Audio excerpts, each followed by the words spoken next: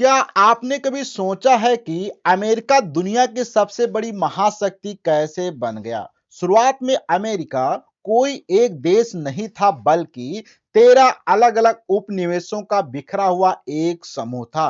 Britain ने वहां अपने कैदियों और डिफाल्टर्स को भेजकर उसे एक प्रकार का डंपिंग ग्राउंड बना दिया था। इस वीडियो में हम जानेंगे कि कैसे 1776 की अमेरिकी क्रांति और उस सीक्रेट के बारे में जिसने अमेरिका को सुपर पावर बना दिया। तो सबसे पहले बात करते हैं कि आज के वीडियो में हमारे कौन-कौन से टॉपिक होने वाले हैं।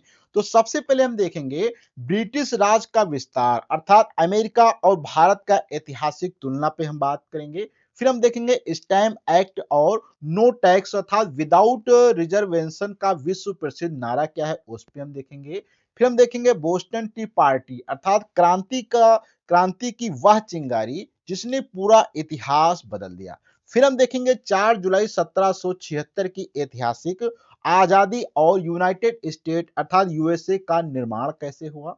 फिर हम समझेंगे अमेरिका की अपार सफलता का सबसे बड़ा राज क्या है, माइग्रेटेड था प्रवासी आबादी की ताकत क्या है, इस पे हम डिटेल से बात करने वाले हैं। तो ये वीडियो थोड़ा सा डिटेल से रहने वाला है जहां पे हम डिटेल से देखेंगे कि अमेरिका कैसे सुपर पावर बन गया। तो बिना देर किए करते हैं आज का वीडियो स्टार्ट।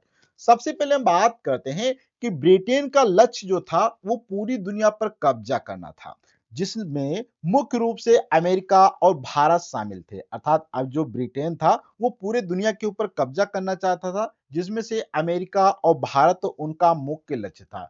भारत में उन्होंने शुरुआत में सिर्फ जो है 3 जगह अर्थात बंबई, मद्रास और कलकत्ता पर ही उन्होंने कब्जा किया, जबकि अमेरिका में उन्होंने 13 जगहों पर जो है ब्रिटेन ने अपना कब्जा किया था। अमेरिका में इन 13 अलग-अलग जगहों को कंट्रोल करने के लिए अलग-अलग गवर्नर जनरल नियुक्त किए गए थे। ब्रिटेन वाले जो है भारत से एकदम सस्ती चाय खरीदते थे और उसे पैक करके अमेरिका में 20 गुना महंगे दाम पर बेचते थे। इस तरह ब्रिटेन एक ही समय में दोनों देशों का भयंकर आर्थिक और मानसिक शोषण कर रहा था। समझ सकते हैं कि ब्रिटेन भारत और अमेरिका का कैसे शोषण कर रहा था। उसका थोड़ा-सा बात करें तो ब्रिटेन ने अमेरिका के स्थानीय लोगों को दबाने के लिए उन पर भारी टैक्स लगाना शुरू कर दिया।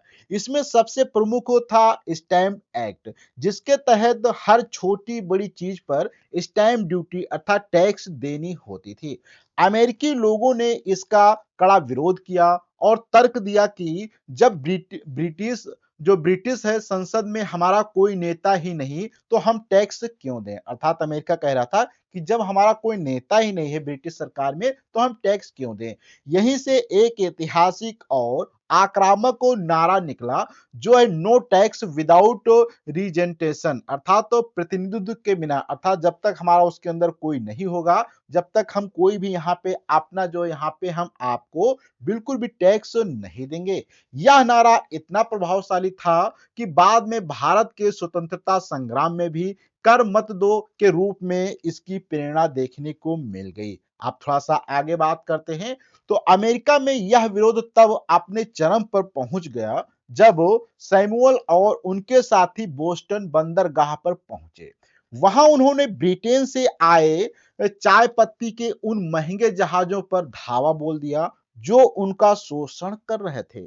अपना गुस्सा जताने के लिए उन्होंने चाय पत्ती की सारी बोरियां समुद्र में फेंक दी, जिससे पानी का रंग लाल हो गया। इसे इतिहास में बोस्टन टी पार्टी के नाम से जाना जाता है, जिसने ब्रिटिश साम्राज्य की नींव हिलाकर रख दी। इसके बाद विद्रोह इतना बढ़ता चला गया कि ब्रिटिश सेनापति लॉर्ड कॉर्नवालिस को वहां बुरी तरह पीटने के बाद भगाकर भारत आना पड़ा। अर्थात वहां पे इतना ज्यादा उनको पीटा गया कि वहां से वो भागकर भारत आ गए। आप थोड़ा सा बात करते हैं तो इस विद्रोह के बाद जॉर्ज वाशिंगटन के नेतृत्व में अमेरिका की सभी 13 कॉलोनियां पहली बार एकजुट हो गए। अर्थात जो अमेरिका में जो ब्रिटेन जो है 13 जगह पे अलग-अलग राज्य कर रहा था, वो सभी एकजुट हो गई। 4 जुलाई 1776 को जॉर्ज वाशिंगटन ने बहुत बड़ा कदम उठाते हुए अमेरिका को एक जो है स्वतंत्र देश घोषित कर दिया। हालांकि असली आजादी 1783 में मिली, लेकिन उन्होंने मनोवैज्ञानिक जीत के लिए 1776 से ही स्वतंत्रता दिवस मनाना शुरू कर दिया था। ठीक इसी तरह भारत में भी जवाहरलाल नेहरू ने 1930 में ही स्वाधीनता दिवस मना लिया था, जबकि आजादी जो है हम लोगों को 1947 में मिली थी।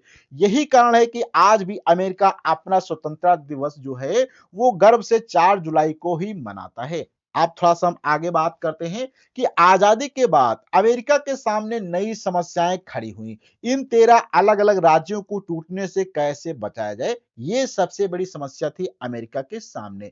इसका बहुत ही स्मार्ट समाधान निकाला गया कि आपस में जुड़कर यूनाइटेड स्टेट का निर्माण करेंगे। अर्थात उन्होंने सोचा कि ये जो 13 हमारे अलग-अलग टुकड़ियां हैं, इन सभी को इकट्ठा करके हम एक यूनाइटेड स्टेट बनाएंगे। अमेरिका ने एक ऐसा अनूठा संविधान बनाया जिसमें सभी राज्यों को अपना खुद का शासन चलाने की पूरी आजादी दी गई। वहां दोहरी नागरिकता का नियम लागू हुआ, यानी आप एक राज्य के भी नागरिक हैं और पूरे देश के भी। अर्थात ऐसा नियम बनाया गया कि एक नागरिकता अर्थात आप पूरे देश के नागरिक बन जाएंगे। अर्थात आप अपने छोटे से कंट्री के भी नागरिक हैं और पूरे देश के भी नागरिक रहेंगे। शासन को आम जनता के लिए इतना आसान बनाया गया कि पुलिस बिना बात के परेशान करने के बजाय गुड मॉर्निंग कहकर बात करती थी। समझो कितना अच्छा यहाँ का प्रशासन शुरुआत में बनाया गया। फिर बात करें, लेकिन अमेरिका की असली सुपर पावर बनने का सबसे बड़ा कारण सिर्फ उसका संविधान नहीं था। अमेरिका की सफलता का सबसे बड़ा राज है वहां की माइग्रेटेड अर्थात प्रवासी आबादी, जिसने देश को खड़ा किया है। कैसे खड़ा किया? जो इंसान अपनी सुविधा छोड़कर किसी नई जगह जाता है, वह हमेशा अधिक मेहनती, बुद्धिमानी और हुनरमंद होता है। आपने देखा होगा जो लोग घर छोड़ के बाहर जॉब भी करने जाते हैं, वहां पे काफी ज्यादा मेहनत करते हैं और ज्यादा से ज्यादा कार्य करते हैं। वही लोग जब अपने घर में रहते हैं तो उतना अच्छे से काम नहीं करते हैं। तो इसी प्रकार से प्रवासी जो होते हैं वो दूसरे जब जगह जाते हैं तो वहां पे बहुत ही हुनर के साथ में, बहुत ही मेहनत के साथ में काम करते हैं। और अमेरिका दुनिया भर के टैलेंट का खुले दिल से स्वागत किया। और अमेरिका जो है अलग अलग से जो भी लोग कह रहा था कि आना चाहे हमारे कंट्री में आ सकते हैं, चाहे यूरोप से लोग हों, चाहे भारत से, अफ्रीका से, अन्य से, अर्थात तो अलग अलग देशों से यहाँ पे काफी लोग आना स्टार्ट हुए। और आज स्थिति यह है कि अमेरिका के 60% से ज्यादा टॉप साइंटिस्ट, डॉक्टर और सॉफ्टवेयर इंजीनियर बाहर से आए हुए प्रवासी हैं। और देख सकते हैं अमेरिका के अंदर जितने भी बड़े बड़े साइंटिस्ट हों, चाहे इंजीनियर्स हों, हर एक चीज बाहर से अर्थात दूसरे देशों से आके वहां पे रुके हुए हैं। आप थोड़ा सा बात करते हैं तो माइग्रेटेड लोग हमेशा अपने काम से काम रखते हैं, विवादों से बचते हैं और सिर्फ विकास पर फोकस रखते हैं। अर्थात जो दूसरे देशों से आते हैं लोग, वो ज्यादा इधर उधर चीजों पर ध्यान नहीं रखते, वो केवल अपने काम पे ध्यान रखते हैं और उनका मेन फोकस होता है कि जो वो काम कर रहे हैं उसमें कैसे अच्छे से किया जाए। इसे ऐसे समझिए जो छात्र अपना गांव छोड़कर पटना, कोटा या दिल्ली पढ़ने जाते हैं, वे घर पर रहने वालों से अधिक जो होते हैं सिंसियर होते हैं। आप आसानी समझ सकते हैं। जो बच्चे बाहर जाकर पढ़ते हैं वो ज्यादा अच्छे से पढ़ लेते हैं, वहीं पे जो बच्चे घर में रहते हैं उतना अच्छे से नहीं पढ़ पाते हैं। इसी तरह जो मजदूर अपना राज्य छोड़कर दूसरे राज्य में जाता है, वह काम के प्रति ज्यादा समर्पित होता है और बहुत ही ज्यादा हुनरमंद होता है और ज्यादा ज्यादा इनकम कर लेता है। लेकिन वही व्यक्ति अपने घर पे रह के उतने पैसे या उतना काम नहीं कर पाता है। और एक टूरिस्ट किसी जगह को सिर्फ टेम्परेरी फायदा देता है, लेकिन एक माइग्रेटेड इंसान उस जगह का स्थायी विकास करता है। मारवाड़ी समाज के व्यापारी इसका सबसे बड़ा उदाहरण है, जो अपने घर से निकलकर पूरी दुनिया के व्यापार पर छा गए। अर्थात जो मारवाड़ी हैं, ये सबसे अच्छा एग्जाम्पल है जो कि घर से अपने निकलकर पूरी दुनिया में व्यापार को उन्होंने बिछा दिया। अब थोड़ा सा बात करते हैं तो माइग्रेशन से विकास होने का एक यह फार्मूला केवल अमेरिका पर ही नहीं लागू होता है, बल्कि पूरी दुनिया पर लागू होता था। जहां जहां पर लोग माइग्रेटेड लोग जाते हैं वहां पे ज्यादा विकास होता है। जैसे कि आज चमकता हुआ दुबई वहां के लोकल लोगों से नहीं बल्कि बाहर से आए मेहनती माइग्रेटेड लोगों से बना है। आप समझ सकते हैं जैसे कि आज दुबई जितना चमक रहा है वो वहां के लोगों से नहीं बना है, वहां पे बहुत सारे अलग अलग कंट्री से लोग आए जिससे बना है। जैसे कि भारत की आर्थिक राजधानी अगर हम मुंबई की बात करें तो 80% से ज्यादा बड़ी अर्थव्यवस्था बाहर से आए प्रवासियों की ही देन है। था मुंबई जो आज बहुत ही अच्छा बन चुका है वो 80% दूसरे देशों से लोग आए उनके द्वारा ही ये बना है।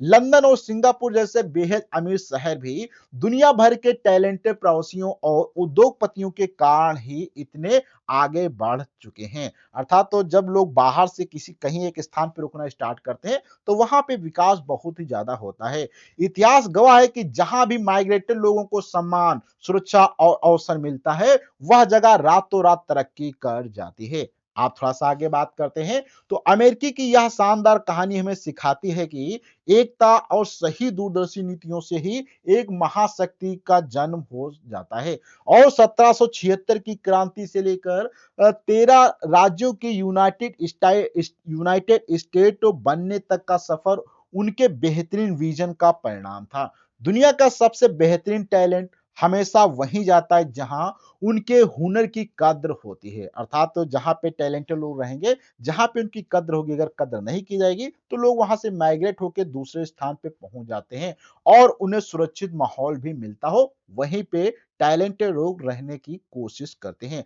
अगर कोई भी देश या शहर तेजी से विकास करना चाहता है तो उसे प्रवासियों और उनके हुनर का सम्मान करना सीखना पड़ेगा और उन लोगों को सुरक्षा प्रदान करनी पड़ेगी, तभी उनका विकास हो सकता है। यही है अमेरिका के संघर्ष अर्थात तो 1776 की महान क्रांति और दुनिया की सबसे बड़ी ताकत बनने की असली स्टोरी है। तो आज का वीडियो आपको कैसा लगा अमेरिका के विषय में, प्रवासियों के विषय में कि अमेरिका कैसे पावरफुल बना है, तो इसके विषय में आपको अपना फीडबैक कमेंट बॉक्स में देना है। अच्छा लगा हो तो लाइक करें, अपने दोस्तों को शेयर करें।